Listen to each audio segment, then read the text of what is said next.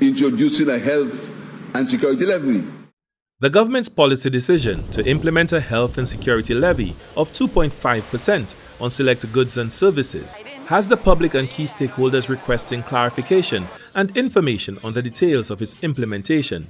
In response, the Inland Revenue Department (IRD) has deployed officers to numerous VAT-registered entities to clarify how the levy is to be applied. Felicia Ellie is the acting Deputy Comptroller of the IRD. We are charged with the responsibility to administer the tax laws, quite a number of them in St. Lucia, and to ensure that things are in place to accommodate the taxpayers from across St. Lucia, across the world, who have dealings with St. Lucia, and also to ensure that the laws are administered in a manner that is fair. She explained that via the Department of Finance, the two agencies charged with administering the Health and Security Levy are the Inland Revenue Department and the Customs and Excise Department.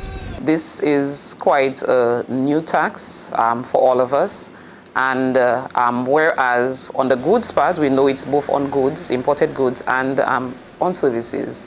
Whereas Customs is charged with the responsibility for the goods part, Inland Revenue has the responsibility to collect the levy on the services part. The tax official noted that though the levy came into effect on August 2nd on both goods and services, for the months of August and September, a zero rating has been applied to services. The 2.5% levy on select services will commence in October 2023. Businesses would have the entire month of October to collect, and they are to remit the collection for that month by the 21st of November. So the levy basically is collected 21 days after a month has ended. The acting Deputy Comptroller also sought to explain the computation of the levy, which she stressed should only be collected by VAT-registered businesses.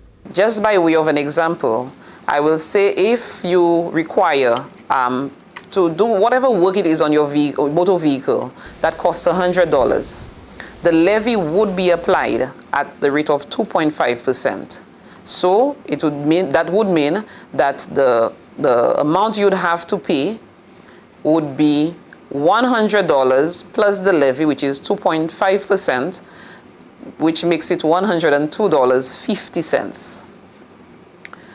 Thereafter, since VAT is a final tax, we just want to make it clear that since VAT is a final tax, the VAT would be charged on that amount.